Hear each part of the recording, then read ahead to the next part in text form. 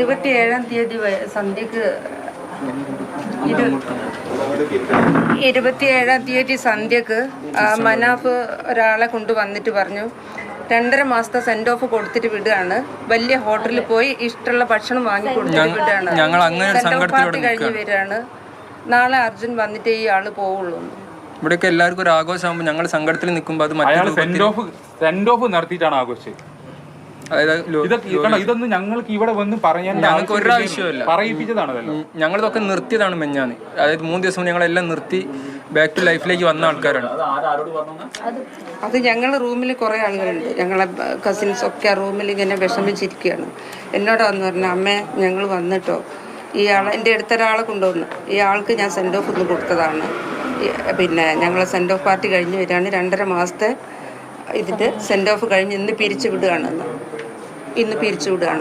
ഞങ്ങൾ ജീവിതത്തിൽ തിരിച്ചു വരാൻ മനാഫ്ക എന്ത് വേണം ആക്കിക്കോട്ടെ എന്ന് വിചാരിച്ചു. പക്ഷേ ഇത് നിർത്തുന്നില്ല.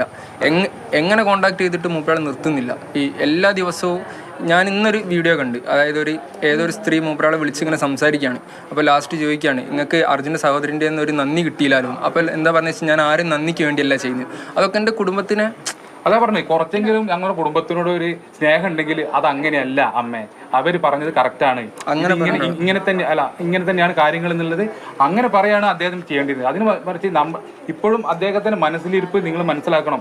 ഏത് തരത്തിലുള്ള വൈകാരികതയും ചൂഷണം ചെയ്ത് മുന്നോട്ട് പോകുക എന്നുള്ള ഒറ്റ ഉറപ്പുള്ളൂ. ഇതിനൊക്കെ തെളിവ് ഞങ്ങളെടുത്തു, ഞങ്ങൾ വെറുതെ പറയില്ല. അത് ഇതിന് പുറകിൽ എന്താ കേസ് അത് ഞങ്ങൾ കൊടുക്കുകയാണെങ്കിൽ എവിഡൻസിന്റെ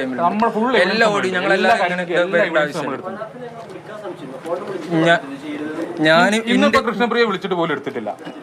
ഞാനൊരു 10-20 മെസ്സേജ് അയച്ചിട്ടുണ്ട്, ഒക്കെ റീഡ് ചെയ്യാൻ പോവുക. കാരണം മൂപ്പറാക്ക് ഇതിന് പിന്നോട്ട് പോകാൻ പറ്റില്ല. ആ ഒരു ലെവലിൽ എത്തിയതിനെ കൊണ്ട് താവുന്നില്ല. എത്ര കോണ്ടാക്ട് ചെയ്തിട്ട് നിർത്തുന്നില്ല. പിന്നെ ഈ പിന്നെ കമന്റുകൾ, നെഗറ്റീവായിട്ടുള്ള കമന്റുകൾ മാത്രമാണ് നമുക്ക് വരുന്നത്. ഈ നമ്മളെ സ്നേഹിക്കുന്ന ആൾക്കാർ പിന്നെ വിളിച്ച് ചോദിക്കുക, ഇങ്ങനെ എന്താണ് ഇവിടെ നടക്കുന്നത്, ഇങ്ങനെയൊക്കെയാണോ, എന്തൊക്കെയാണെന്ന്. അപ്പോൾ അവർക്കും നമ്മൾ എക്സ്പ്ലനേഷൻ കൊടുക്കേണ്ട ഒരു സാഹചര്യം വരികയാണ്. അത് ഞങ്ങളെ സംബന്ധിച്ചിടത്തോളം വളരെ വേദനാജനകമായ ഒരു കാര്യം തന്നെയാണ്. നമ്മൾ തകർന്നു പോയി, തുടക്കം മുതലേ നമ്മൾ തകർന്നു പോയപ്പോൾ നമ്മളെ കൂട്ടിപ്പിടിച്ച് കൊണ്ടുവരുന്നത് നമ്മുടെ ചേച്ചിയും ചേട്ടനും. അപ്പോൾ അവർക്കെതിരെ എന്ത് വന്നാലും നമ്മൾ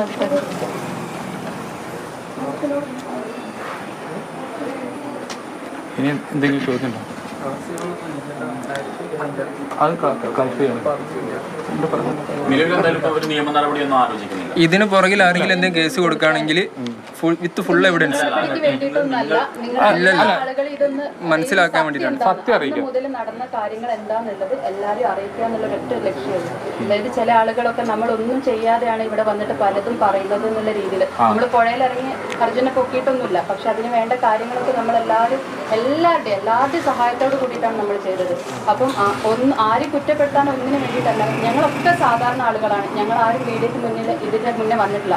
ഞങ്ങൾ അവസ്ഥ കൊണ്ടാണ് അന്ന് മുതൽ മീഡിയന്റെ മുന്നിൽ വന്നത്. അല്ലാതെ അറ്റൻഷൻ സീക്കറായിട്ടോ മീഡിയന്റെ മുന്നിൽ നിന്നിട്ട് എല്ലാവരുടെയും ഒരു അറ്റൻഷന് വേണ്ടി ഒന്നുമല്ല നമ്മൾ വന്നത്. നമുക്ക് നമ്മുടെ അനിയനെ കിട്ടാൻ വേണ്ടിയിട്ടാണ് അന്ന് മുതൽ ഇന്ന് വരെ നമ്മുടെ ആവശ്യം അതായിരുന്നു. അതോടുകൂടി നമ്മളൊരു നന്ദി പറച്ചിൽ നിർത്തിയ കാര്യങ്ങളാണ്.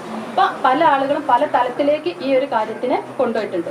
പല യൂട്യൂബേഴ്സ് ആണെങ്കിൽ ഈ നമ്മുടെ മാധ്യമ അതിന്റെ അടിയിൽ വന്ന കമന്റ്സ് നമുക്ക് മനസ്സിലാവും. പലരും പല തലത്തിലേക്കാണ് ഇത് കൊണ്ടുപോകുന്നത്. അതിനൊക്കെയുള്ള കാരണം സ്റ്റോപ്പ് ചെയ്തതാണ്. നമുക്ക് മീഡിയന്റെ ഒരു പബ്ലിസിറ്റിയോട് കൂടി ജീവിക്കാൻ ആഗ്രഹിക്കുന്ന ആളുകളല്ല. പക്ഷെ നമ്മളെ വെച്ചിട്ട് നമ്മൾ ചെയ്യാത്ത കാര്യങ്ങൾ അല്ലെങ്കിൽ നമ്മളെ ആയിട്ട് ബന്ധപ്പെടാത്ത കാര്യങ്ങൾ പലതും പല രീതിയിൽ പറഞ്ഞിട്ടാണ് ഇപ്പോൾ പോകുന്നത്. അത് നമ്മളെ ഭയങ്കരമായിട്ട് വിഷമിക്കുന്നുണ്ട്. എല്ലാവർക്കും മുന്നോട്ട് പോകണം, എല്ലാവർക്കും ജീവിക്കേണ്ടതാണ്.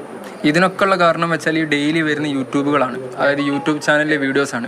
ഞങ്ങൾ അത്ര പറഞ്ഞിട്ട് നിർത്തുന്നില്ല. പിന്നെ ഉള്ള ഒരു പ്രശ്നം വെച്ചാൽ ഞങ്ങളെല്ലാവരും കൂടി ഞങ്ങളെ ഏട്ടൻ്റെ ഭാര്യനെ ഇവിടുന്ന് ഒറ്റപ്പെടുത്തിയെന്നാണ് പറയുന്നത്. നിങ്ങൾക്ക് ചോദിച്ചു നോക്കാം, ഇവിടെ വന്നിട്ട് ഏകദേശം 2 കൊല്ലത്തിനടുത്തായി. എന്താ ഇവിടെ സംഭവം? 3 വർഷത്തിനടുത്തായി. ഇത്ര കാലം ഞങ്ങളൊന്ന് കണ്ണിനെ കൊണ്ട് പോലും ഞങ്ങൾ ഇതിലായിട്ട് എൻ്റെ സ്വന്തം ചേച്ചിനെ പോലെ ഇവിടെ നിങ്ങൾക്ക് ആർക്ക് വേണം ചോദിച്ചു നോക്കാം. പക്ഷേ എൻ്റെ മൂത്ത ചേച്ചീനെ വെച്ച് പറയുന്നതാണ്, എൻ്റെ ഏടത്തിയമ്മേനെ എല്ലാവരും കൂടി ഇവിടെ ഒറ്റപ്പെടുത്തുകയാണ്, ഇതാക്കുകയാണ്, ഏട്ടനെ ചൂഷണം ചെയ്യാണ്. ഇതൊക്കെ ഈ ആൾ കൊടുക്കുന്ന ഇൻ്റർവ്യൂയിലൂടെ നമുക്ക് വരുന്ന നെഗറ്റീവ് ഇമ്പാക്റ്റാണ്. ഞാൻ ഇന്ന് പണിക്ക് പോയിട്ട് എനിക്കത് അനുഭവപ്പെട്ടിട്ടുണ്ട്.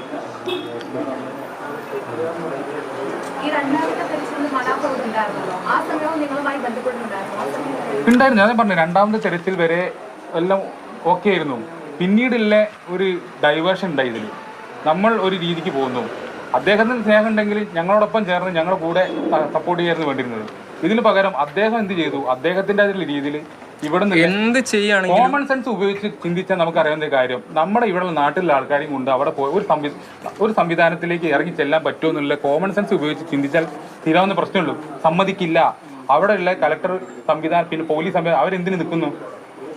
അവിടെ പിന്നെ തിരച്ചിൽ നടത്തിയ ഇവർക്കാർക്ക് എന്തേ സംഭവിച്ചാൽ ആ ഒരു ഉത്തരം പറയും. അതിന്റെ ഫുൾ ഉത്തരവാദിത്തം ജില്ലാ കളക്ടർക്കാണ് അവിടുത്തെ ഉത്തരവാദിത്തം. അവർ ഒരിക്കലും ഞാൻ മറ്റൊരു കാര്യം പറഞ്ഞ, ഇപ്പം മൂപ്പരാൾ ഈ യൂട്യൂബ് ചാനലുകളിൽ വന്ന് പറയുന്നതിന്റെ 70% കൊള്ളത്തരാണ്. അത് ഓരോന്ന് വേണമെങ്കിലും തെളിവടക്കം ഞാൻ കാണിച്ചു തരാം. അതിലെനിക്ക് യാതൊരു പ്രശ്നവുമില്ല. എല്ലാ കാര്യങ്ങളും 70% കൊള്ളത്തരാണ്.